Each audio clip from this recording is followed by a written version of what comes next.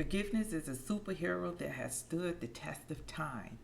It is invincible with its cape blowing in the wind and standing firm.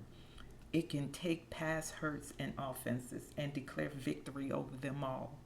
Forgiveness is a powerful weapon God has given us that is crucial to our survival and moving forward while we live in this world. I just read to you an excerpt from my book, The Decree, from the chapter on forgiveness. Today, we're going to talk about letting go of those past hurts and offenses and use your superpower of forgiveness. So, first, I'm going to tell you the struggle is truly real. I have lived this. This is one of those lessons through life that I had to live in order to make it to this point right here. Forgiveness is very powerful, as I just read. It is truly a superhero. And, holding on to past hurts and offenses will affect you physically and mentally.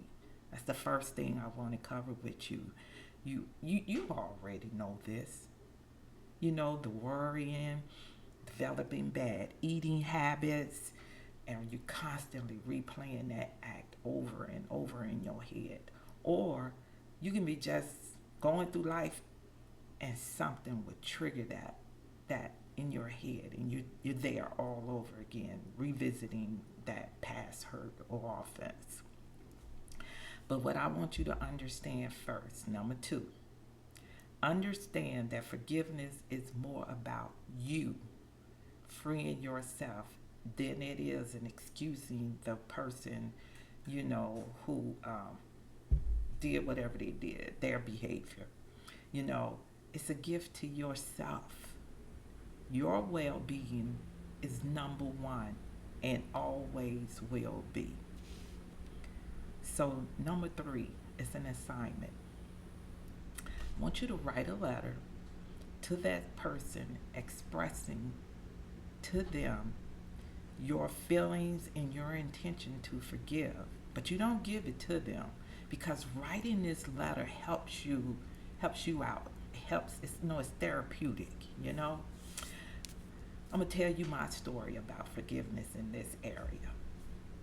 When I was 8 years old, I was molested, and that brought in a whole that brought fear.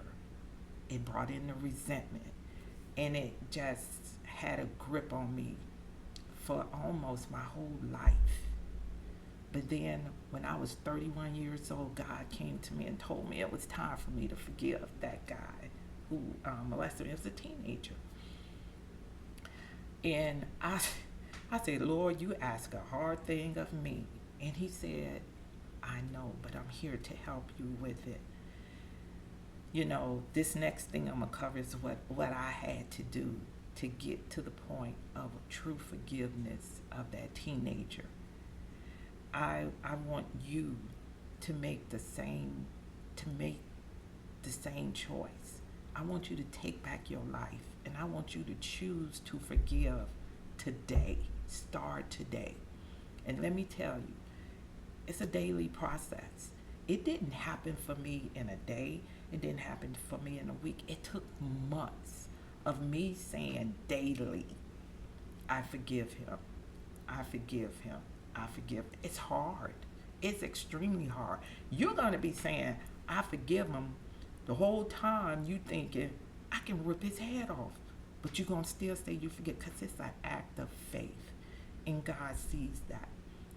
And when you continue in an act of faith to say you forgive, God is going to meet you with that.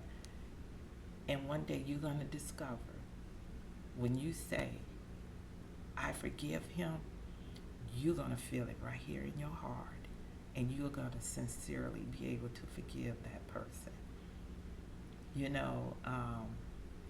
Martin Luther King has a quote, and he says, forgiveness is not an occasional act. It is a permanent attitude. So today I want to encourage you to forgive right now so that you can free your soul of past hurts and resentment and begin to live that life God purposed for you to live. That's it for today. Tomorrow, I'm going to talk on I'm going to talk about the power of self-forgiveness. How to forgive yourself for past mistakes. Ooh, that's a doozy too. Stay tuned. Be blessed by the best and have a great day. Ciao.